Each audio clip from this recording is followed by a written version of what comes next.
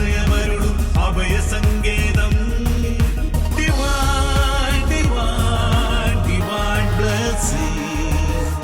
ദൈവം നൽകിയ സ്നേഹവരദാനം. Divine, divine, divine.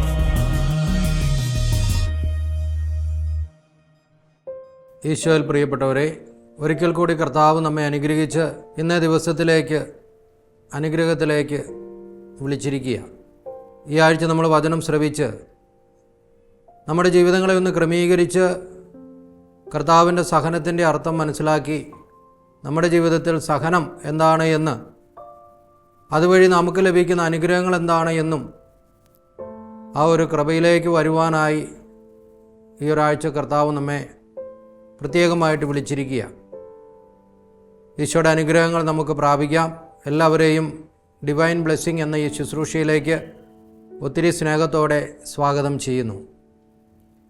യെരമ്യാ പ്രവാചകൻ്റെ പുസ്തകത്തിൽ 39 അധ്യായം 18 തിരുവചനം: ഞാൻ നിന്നെ നിശ്ചയമായും രക്ഷിക്കും, നീ വാളിനിരയാവുകയില്ല, യുദ്ധസമാനമായി നിന്റെ ജീവൻ രക്ഷിക്കപ്പെടും, എന്തെന്നാൽ നീ എന്നിൽ ആശ്രയിച്ചു, കർത്താവ് അരുളി ചെയ്യുന്നു. കർത്താവ് പറയുകയാണ്, നിന്നെ ഞാൻ രക്ഷിക്കും, നിന്റെ ജീവന് ഞാനാണ് സംരക്ഷണം നൽകുന്നത്, കാരണം നീ എന്നിൽ ആശ്രയിച്ചു. പ്രിയപ്പെട്ടവരെ, കർത്താവിൽ ആശ്രയിച്ച് കർത്താവിനെ മഹത്വപ്പെടുത്തുവാനായിട്ട്, സഹനത്തിൽ അർത്ഥം കണ്ടെത്തുവാനായിട്ട് നമുക്ക് വേണ്ടി നൽകിയിരിക്കുന്ന ദിവസങ്ങളാണ് ഈ നോയമ്പിൻ്റെയൊക്കെ ദിവസങ്ങൾ. അപ്പോൾ ഈ ആഴ്ച നമ്മൾ പ്രാർത്ഥിക്കുമ്പോൾ തീർച്ചയായിട്ടും ഈ ഒരു ധ്യാനം നമുക്കുണ്ടാവട്ടെ. നമ്മുടെ എല്ലാ ജീവിതങ്ങളിൽ പ്രത്യാശ വയ്ക്കുന്ന ആരെയും തള്ളിക്കളയാതെ അവർക്ക് വേണ്ടി ജീവൻ നൽകിയ കർത്താവിനെ സ്മരിച്ചുകൊണ്ട് പ്രാർത്ഥനയിൽ നമുക്ക് വചനം സ്വീകരിക്കുകയും കൂടുതൽ അനുഗ്രഹങ്ങൾ പ്രാപിക്കുകയും ചെയ്യാം. എല്ലാവർക്കും അനുഗ്രഹത്തിൻ്റെതായ ഒരാഴ്ച ആശംസിക്കുന്നു. ഈശോ നമ്മെ അനുഗ്രഹിക്കട്ടെ.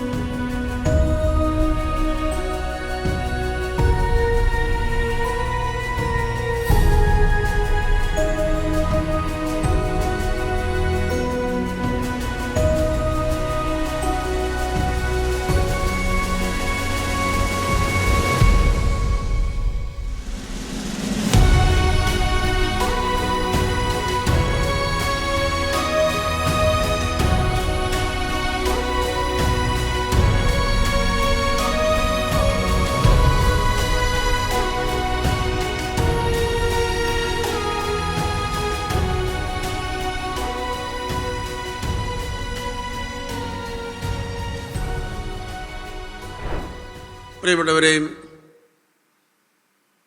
നമ്മുടെ ബുദ്ധിയൊക്കെ അങ്ങോട്ട് വികസിക്കാൻ തുടങ്ങിക്കഴിയുമ്പോൾ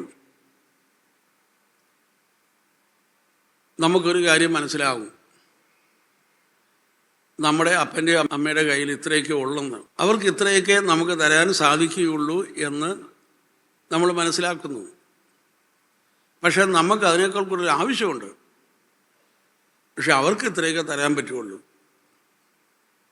അങ്ങനെ വരുമ്പോൾ നമ്മൾ അവർക്ക് തരാൻ കഴിയാത്തത് നമ്മൾ വയ്യ വെളിയിൽ അന്വേഷിക്കാൻ തുടങ്ങും. ഹല്ലേലൂയ. അങ്ങനെയാണ് നമ്മൾ കൂട്ടുകാരിലേക്ക് തിരിയുന്നത്.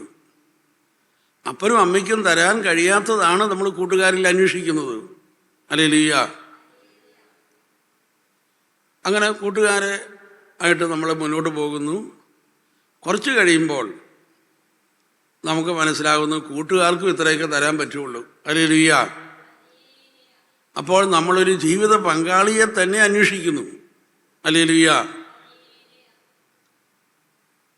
പ്രിയപ്പെട്ടവരെയും അവിടെയും നമുക്ക് മനസ്സിലാകുന്നു ഇത്രയൊക്കെ നമ്മുടെ ജീവിത പങ്കാളിക്കും തരാൻ സാധിക്കുകയുള്ളൂ എന്ന്. അപ്പം നമ്മൾ മനസ്സിലാക്കുക, ഇതാ നമ്മുടെ ജീവിതത്തിലേക്ക് കടന്നു വന്ന അല്ലെങ്കിൽ നമ്മൾ എക്സ്പീരിയൻസ് ചെയ്ത സ്നേഹം എന്ന് പറയുന്നത്, ആ സ്നേഹത്തിൻ്റെ അകത്ത് പിതൃസ്നേഹമുണ്ട്, മാതൃസ്നേഹമുണ്ട്. അതായത് അപ്പൻ്റെ സ്നേഹമുണ്ട്, അമ്മയുടെ സ്നേഹമുണ്ട്. ഹല്ലേലൂയ. ആ സ്നേഹമാണ് നമ്മൾ എക്സ്പീരിയൻസ് ചെയ്തിരിക്കുന്നത്. നമുക്ക് സ്നേഹമെന്ന് പറഞ്ഞാൽ ആ സ്നേഹത്തിൻ്റെ അകത്ത് പിതൃസ്നേഹമുണ്ട്, മാതൃസ്നേഹമുണ്ട്. ഹല്ലേലൂയ.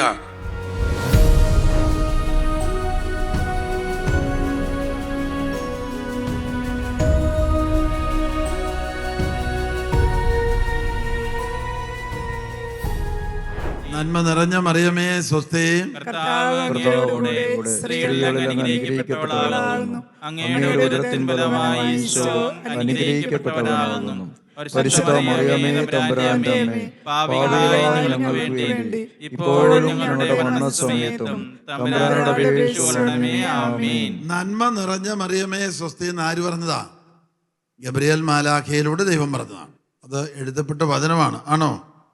നന്മ നിറഞ്ഞ മറിയമേ നിനക്ക് സ്വസ്തി, കർത്താവ് നിന്നോടുകൂടെ. അടുത്ത വചനം പറഞ്ഞത് എലിസബത്താ. സ്ത്രീകളിൽ വാഴ്ത്തപ്പെട്ടവൾ നീയേ, നിന്റെ ഉദരത്തിൻ ഫലമായി ഈശോ വാഴ്ത്തപ്പെട്ടവനാകുന്നു. അത് എലിസബത്ത് പരിശുദ്ധാത്മാവ് നിറഞ്ഞ് 13-14 വയസ്സുള്ള ആ ചെറിയ പെൺകുട്ടി അവൾ ഗർഭിണിയാണെന്നും അവൾ ദൈവത്തിൻ്റെ അമ്മയാണെന്നും മനസ്സിലാക്കാൻ എലിസബത്തിന് സാധിച്ചു. അപ്പം എലിസബത്ത് പരിശുദ്ധാത്മാവ് നിറഞ്ഞ പറഞ്ഞതാണ്, സ്ത്രീകൾ blessed are you among women, സ്ത്രീകളിൽ വാഴ്ത്തപ്പെട്ടവൾ നീയേ, നിന്റെ ഉദരത്തിൻ ഫലമായി ഈശോ വാഴ്ത്തപ്പെട്ടവനാകുന്നു. ഇത് രണ്ടും എഴുതപ്പെട്ട വചനമാണ്. ആണെന്നുള്ളൊരു കൈപൊക്കിയേ? അതെ, കൈപൊക്കിയില്ലേലും അങ്ങനെയാണ്. എഴുതപ്പെട്ട വചനമാണ്.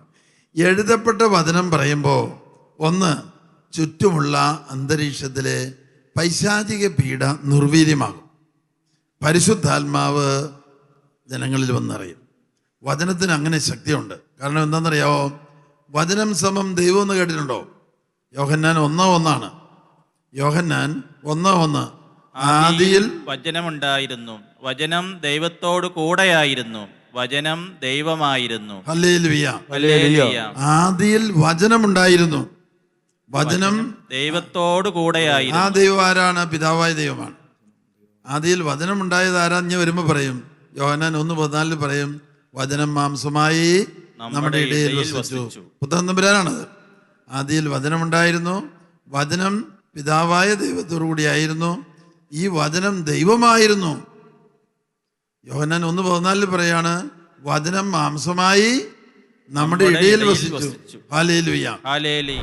എൻ്റെ പേര് തെരേസ്, ഇതെൻ്റെ അനിയൻ സാവിയോ. ഞങ്ങൾ കോഴിക്കോട് നിന്ന് വരുന്നു. ഞങ്ങൾ ഫാമിലിയായിട്ടാണ് വന്നേക്കുന്ന. അപ്പയും അമ്മയും ഉണ്ട്. ഇപ്പം വർഷത്തിലൊരിക്കലായിട്ട് ധ്യാനം കൂടാൻ ശ്രമിക്കാറുണ്ട്. ഇപ്പം ഞാൻ ജർമ്മനിയിലാണ്. ഇപ്പം വെക്കേഷനിൽ വന്നപ്പോൾ ഫാമിലിയായിട്ട് ധ്യാനത്തിന് വന്നതാണ്. ഞാൻ ഇതിനു മുന്നേ ഒരു പ്രാവശ്യം ഇവിടെ വന്നിട്ടുണ്ട്. പക്ഷേ കുറച്ച് ബുദ്ധിവിവരം വെച്ച സമയമായിട്ട് വരുന്നത് ഇപ്പോഴാണ്. അപ്പം ശരിക്കും പറഞ്ഞാൽ വളരെ നല്ല ധ്യാനമാണ്. ഞാൻ ഇത്രയും ആൾക്കാർ രോഗസൗഖ്യം പ്രാപിക്കുന്ന ഒരു ധ്യാനം ആദ്യമായിട്ടാണ് ഞാൻ കൂടുന്നത്. ഇപ്പം ആന്തരിക സൗഖ്യ ധ്യാനം ഇന്നലത്തെ ആണെങ്കിലും ലൈറ്റ്സ് എല്ലാം ഓഫ് ചെയ്ത് ഈശോന്റെ രൂപം മാത്രം മനസ്സിൽ കണ്ട് പ്രാർത്ഥിക്കാൻ പറ്റുമ്പോഴെല്ലാം എല്ലാവർക്കും രോഗസൗഖ്യം കിട്ടിയെന്ന് പറയുമ്പോൾ തന്നെ ഒരു അത്ഭുതം പോലെ തോന്നുന്നു. ഞാൻ ഇതുവരെ ഇങ്ങനെയൊന്നും എക്സ്പീരിയൻസ് ചെയ്തിട്ടില്ല. മാത്രമല്ല, ഇനി ഒരാഴ്ച നീണ്ട ധ്യാനം എന്ന് പറയുമ്പോൾ എനിക്ക് ആകെ ഞാൻ 1 മാസത്തെ വെക്കേഷനാണ് വന്നത്. അപ്പോൾ ഒരാഴ്ച തീർന്നു പോവല്ലോ എന്നുള്ളൊരു വിഷമം ഉണ്ടായിരുന്നു. പക്ഷേ പതുക്കെ 1-2 ദിവസങ്ങൾ കഴിഞ്ഞു വന്നപ്പോഴേക്കും ഒരു ദൈവിക അനുഭവത്തിൽ ഇത് പെട്ടെന്ന് തീർന്നു പോവാണല്ലോ എന്ന് ഉള്ള ഒരു തോന്നലിലേക്ക് മാറി. അപ്പം മൊത്തത്തിൽ പറഞ്ഞ വളരെ നല്ലൊരു ധ്യാനമായിരുന്നു. മത്തായിയുടെ സുവിശേഷം 19-ാം അധ്യായം 6-ാം തിരുവചനം. വിവാഹം എന്ന കൂദാശയിലൂടെ കർത്താവ് ഒരു ഭാര്യനെ ഭർത്താവിനെ കൂട്ടി യോജിപ്പിച്ചിട്ട് ഇങ്ങനെ ആശീർവദിക്കുകയാണ്, ഇനിമേൽ നിങ്ങൾ രണ്ടല്ല ഒറ്റ ശരീരമായിരിക്കും. ഒന്നാണ്. 2 മനുഷ്യ വ്യക്തികളെ മരണം വരെ ഒന്നാക്കി തീർക്കുന്ന ബന്ധമാണ് ഭാര്യ ഭർത്തൃബന്ധം. ഹല്ലേലൂയ. ഹല്ലേലൂയ. ഈ ഒന്നായി തീരണമെങ്കിൽ എന്ത് ചെയ്യണം? ഞാൻ ഒരു ഉദാഹരണത്തിലൂടെ വ്യക്തമാക്കുകയാണ്. അതായത് 5 നിലകളുള്ള കെട്ടിടം. ഈ 5 നിലയുള്ള കെട്ടിടത്തിൽ 5-ാം നിലയിലാണ് ഭർത്താവ് നിൽക്കുന്നത്, 1-ാം നിലയിലാണ് ഭാര്യ നിൽക്കുന്നത്. എന്ന് പറഞ്ഞാൽ എല്ലാ കാര്യത്തിലും ഉന്നതമായ അഭിപ്രായം, ഉന്നതമായ ചിന്ത, ഉന്നതമായ കഴിവ്, അങ്ങനെ 5-ാം നിലയിൽ ഭർത്താവ് നിൽക്കുക. എല്ലാ കാര്യത്തിലും ഈ ഭർത്താവിൻ്റെ അത്രയും അറിവില്ല, കഴിവില്ല, സാമർഥ്യമില്ല. അവളുടെ മനോഭാവം 1-ാം നിലയിലെ മനോഭാവം. എന്നിട്ട് എന്ത് ചെയ്യുന്നറിയാമോ? 5-ാം നിലയിൽ നിൽക്കുന്ന ഭർത്താവ് 1-ാം നിലയിലേക്ക് ഭാര്യയിലേക്ക് നോക്കിയിട്ട്, എടി എത്ര നാളായി നീ ഇപ്പം തുടങ്ങിയിട്ട്, നീ എന്നെ കണ്ടോ, അതുകൊണ്ട് നീ കയറി വാ എന്ന് ചിന്തിച്ചിട്ട് 1-ാം നിലയിൽ നിൽക്കുന്ന ഭാര്യ 5-ാം നിലയിലേക്ക് കയറി വരുന്നുണ്ടോ എന്ന് നോക്കുന്ന ബന്ധമല്ല യഥാർത്ഥമായ ഭാര്യ ഭർത്തൃബന്ധം. 1-ാം നിലയിൽ നിൽക്കുന്ന ഭാര്യ 5-ാം നിലയിൽ നിൽക്കുന്ന ഭർത്താവിലേക്ക് നോക്കിയിട്ട്, ഞാൻ അന്ന് മുതലേ പറഞ്ഞിട്ടുള്ളതാണ്, എനിക്ക് ഇത്രയേ പറ്റുള്ളൂ, ഞാൻ ഇത്രയേ ചെയ്യുള്ളൂ, ഇതിലപ്പുറത്ത് ഞാൻ ചെയ്യല, അതുകൊണ്ട് നിങ്ങൾ 5-ാം നിലയിൽ നിൽക്കാതെ താഴേക്ക് ഇറങ്ങി വാ എന്ന് പറയുന്ന മനോഭാവം ഇതല്ല യഥാർത്ഥ ഭാര്യയുടെ മനോഭാവം. എന്ത് ചെയ്യണം? 5-ാം നിലയിൽ നിൽക്കുന്ന ഭർത്താവ് ഇങ്ങനെ ചിന്തിക്കണം, ഞാൻ ഈ 5-ാം നിലയിൽ എത്ര നാൾ നിന്നാലും ഈ നിൽക്കലല്ല എൻ്റെ ദാമ്പത്യ ജീവിതത്തിൻ്റെ ദൗത്യം. പിന്നെയോ 1-ാം നിലയിൽ നിൽക്കുന്ന എൻ്റെ ഭാര്യനെ എനിക്ക് നേടണം. അതിനെന്ത് ചെയ്തു? 5-ാം നിലയിൽ നിൽക്കുന്ന ഭർത്താവ് 5-ാം നിലയിൽ നിന്ന് 4-ാം നിലയിലേക്ക് ഇറങ്ങി, 3-ാം നിലയിലേക്ക് ഇറങ്ങി. ഇതാ 1-ാം നിലയിൽ നിൽക്കുന്ന ഭാര്യ ഇങ്ങനെ ചിന്തിച്ചു, ഞാൻ ഈ 1-ാം നിലയിൽ നിൽക്കാനായിട്ട് വിളിക്കപ്പെട്ടവളല്ല, 5-ാം നിലയിൽ നിൽക്കുന്ന എൻ്റെ ഭർത്താവിനെ എനിക്ക് നേടണം. അതുകൊണ്ട് എന്ത് ചെയ്തു? 1-ാം നിലയിൽ നിന്ന് ഈ ഭാര്യ 2-ാം നിലയിലേക്ക് കയറി, 2-ാം നിലയിൽ നിന്ന് 3-ാം നിലയിലേക്ക് വന്നു. 3-ാം നിലയിൽ നിന്ന് നോക്കിയപ്പോഴാണ് ആരെ കാണുന്നത്? ഭർത്താവിനെ കാണുന്നത്. ആരെ കാണുന്നത്? ഭാര്യയെ കാണുന്നത്. അതെ, ഈ 3-ാം നില ഇറങ്ങുകയും കയറുകയും ചെയ്യുന്ന മനോഭാവം. അതുകൊണ്ട് ഓർക്കണം, എൻ്റെ ദാമ്പത്യ ജീവിതം വിജയപ്രദമായി തീരണമെങ്കിൽ കർത്താവ് എനിക്ക് തന്ന എൻ്റെ ജീവിത പങ്കാളിയെ എല്ലാ കാര്യത്തിലും ചേർത്ത് പിടിക്കണം, ചേർന്ന് നിൽക്കണം. ചേർന്ന് നിൽക്കുന്ന ദാമ്പത്യ ജീവിതത്തെ കർത്താവ് എന്നും എപ്പോഴും കൂട്ടിയോജിപ്പിച്ചവൻ ഈ ബന്ധത്തെ എപ്പോഴും ആശീർവദിച്ച് അനുഗ്രഹിച്ചു ഉയർത്തിക്കൊണ്ടേയിരിക്കും.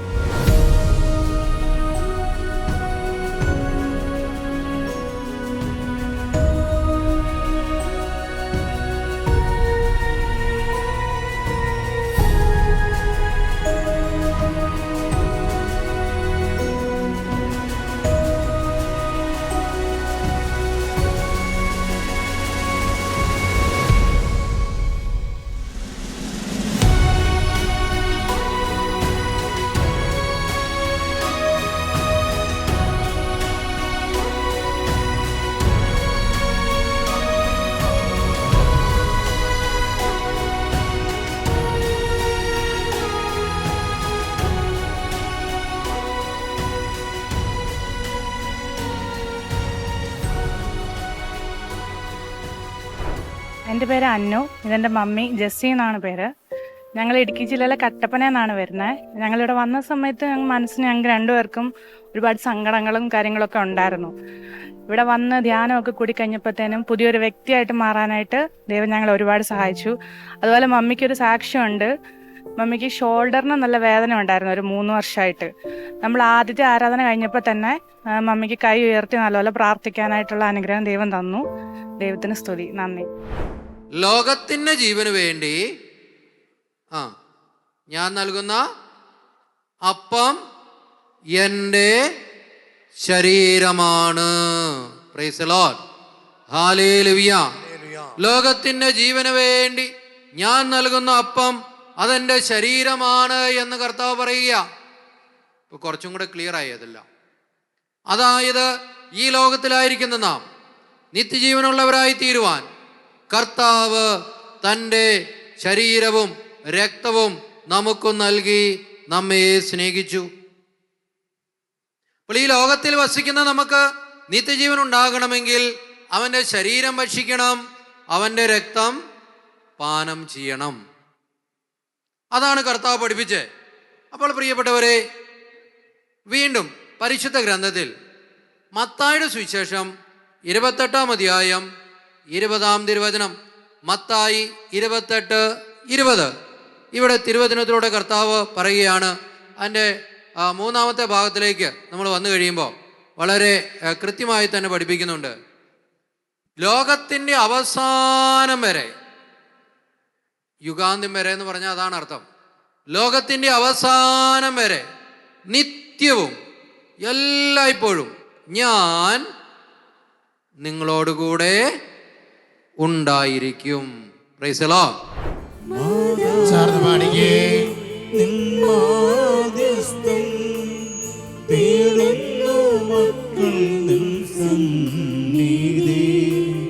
പ്രാർത്ഥിക്കണേ നിത്യവും നീ ഈശോയെ ഞങ്ങളെ ചേർക്കണേ മാതാവേ. പേര് ഉലകന്നാൻ, സ്ഥലം അമേരിക്കയിൽ ലൂസണിൽ. ഞാനിവിടെ 24 വർഷം മുമ്പ് ഇവിടെ ധ്യാനത്തിന് വന്നു. ഒത്തിരി അനുഗ്രഹങ്ങൾ കിട്ടി. അത് സിഗരറ്റ് വീഡിയോകളൊക്കെ ഒത്തിരി വലിക്കുമായിരുന്നു, മദ്യം കുടിക്കുമായിരുന്നു. അതിൽ പിന്നെ 24 വർഷമായിട്ട് ഈ സാധനം ഒന്നും കഴിച്ചിട്ടില്ല. പിന്നെ എനിക്കിവിടെ വന്നു കഴിഞ്ഞ് ഒത്തിരി അനുഗ്രഹങ്ങൾ കിട്ടി. വന്ന ആ സമയത്ത് തടത്തിലച്ഛൻ എന്ന് പറഞ്ഞ അച്ഛൻ്റെ സുതിപ്പിൻ്റെ സമയത്ത് എനിക്ക് യേശുവിനെ നേരിട്ട് കാണാൻ പറ്റി. മദ്യപാനം, പുകവലി 24 വർഷം കഴിഞ്ഞു, ഇന്ന് വരെ തൊട്ടിട്ടില്ല. Divine, divine, divine blessing. Divine, divine, divine. അങ്ങനെയാണ് എങ്കിൽ നമുക്ക് സമസ്തവും ദാനമായി തരാൻ പിതാവിന് ഒരു മടിയുമില്ല. Praise the lord. ഹല്ലേലൂയ. സകല മനുഷ്യരും ജാതി, മത, വർഗ, വർണ്ണ, ലിംഗഭേദങ്ങളൊന്നുമില്ലാതെ സകല മനുഷ്യരെയും ദൈവം തൻ്റെ ഛായയിലാണ് സൃഷ്ടിച്ചിരിക്കുന്നത്. അതുകൊണ്ട് മനുഷ്യന് ഒരു പ്രയാസം, ഒരു പ്രശ്നം, ഒരു പ്രതിസന്ധി വരുമ്പോൾ നമ്മളിങ്ങനെ കാറ്റഗറി നോക്കി നമ്മുടെ പിള്ളേർക്ക് ആ രോഗം, നമ്മുടെ കെട്ടിയവനാണ്, നമ്മുടെ ഭാര്യയ്ക്കാണ് സുഖം എന്നൊക്കെ അസുഖം എന്നൊക്കെ പറയുമ്പോൾ നമുക്കൊരു ദണ്ണം കൂടുതലാണ് അല്ലേ? അത് വേറെ വല്ലവർക്കും ആണെങ്കിൽ നമ്മൾ അതെയോ അങ്ങനെയാണോ, ശരി എന്നാൽ പ്രാർത്ഥിച്ചേക്കാം കേട്ടോ എന്നൊക്കെയാണ് പറയുക. എൻ്റെ പേര് ആശ്ലി തങ്കച്ചൻ. ധ്യാനം വളരെ നന്നായിരുന്നു.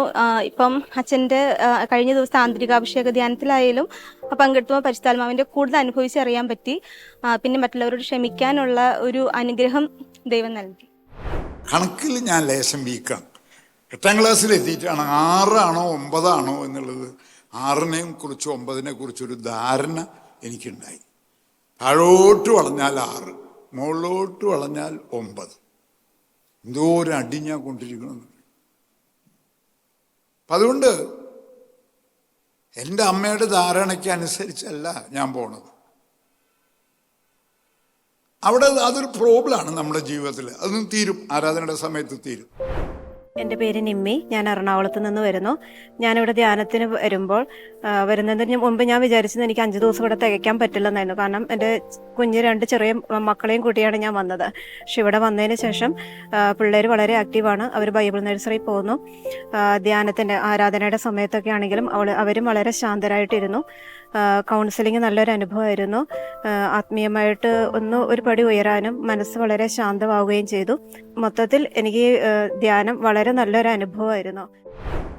കർത്താവ് ശരീരത്തോടുകൂടെ ഈ ഭൂമിയിൽ ജീവിച്ചിരുന്നപ്പോൾ നമ്മളോട് സംസാരിച്ച ആ വാക്കുകളെക്കുറിച്ച് യേശുക്രിസ്തു വിശുദ്ധ ഗ്രന്ഥത്തിൽ ഇപ്പോൾ നമുക്ക് പറഞ്ഞു തരുന്ന കാര്യം, ഞാൻ നിങ്ങളോട് സംസാരിക്കുന്ന വാക്കുകൾ എൻ്റേതല്ല, എൻ്റെ പ്രബോധനം എൻ്റേതല്ല. എൻ്റെ പിതാവ് സംസാരിക്കുന്നത് കേട്ട് ഞാൻ നിങ്ങളോട് പറയുന്നു. എൻ്റെ പിതാവ് പ്രവർത്തിച്ച് കാണുന്നത് കണ്ടിട്ട് ഞാനത് നിങ്ങളുടെ മുമ്പിൽ പ്രവർത്തിച്ച് കാണിക്കുന്നു.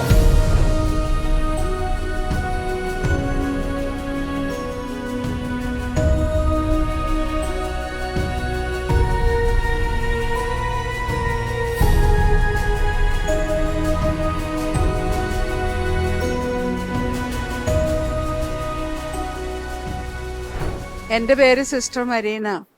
ഞാൻ ഛത്തീസ്ഗഡിൽ നിന്ന് ജൂലൈ 23-ന് കേരളത്തിൽ ട്രീറ്റ്മെൻറ്റിനായിട്ട് വന്നതാണ്.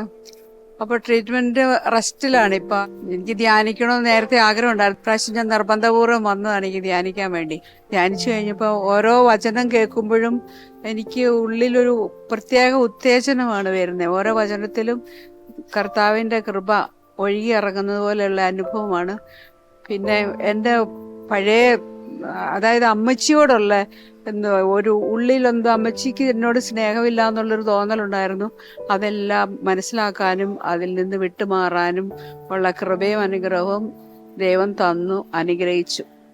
യേശുവേ ആരാധന, കരങ്ങൾ വീശി ആരാധന, ആരാധന, യേശുവേ ആരാധന.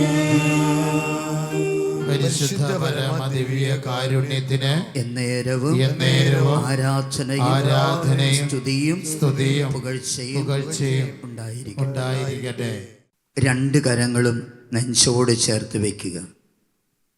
ഈശോയിലേക്ക് നോക്കുക. മർക്കോസ് 2-ാം അധ്യായം 1 മുതൽ 12 വരെ. യേശു വീട്ടിലുണ്ടെന്നുള്ള വാർത്ത കേട്ട് അനേകം ആളുകൾ അവിടെ ഓടിക്കൂടി. 4 പേര് ചേർന്ന് ഒരു തളർവാദ രോഗിയെ കിടക്കയോടെ എടുത്തു കൊണ്ടുവന്നു.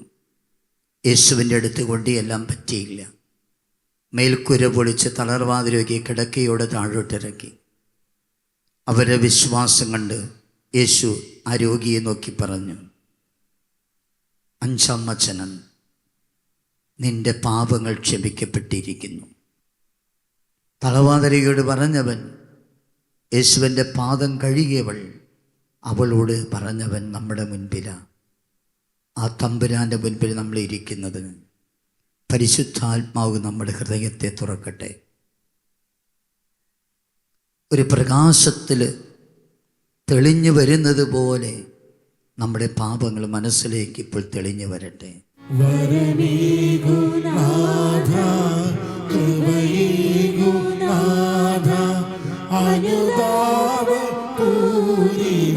എല്ലാവരും സ്തുതിച്ചേ. Hallelujah, hallelujah, hallelujah.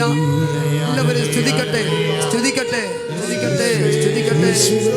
എല്ലാം മറന്നോ, എല്ലാം മറന്നോ. Hallelujah, hallelujah, hallelujah, hallelujah. Praise the Lord.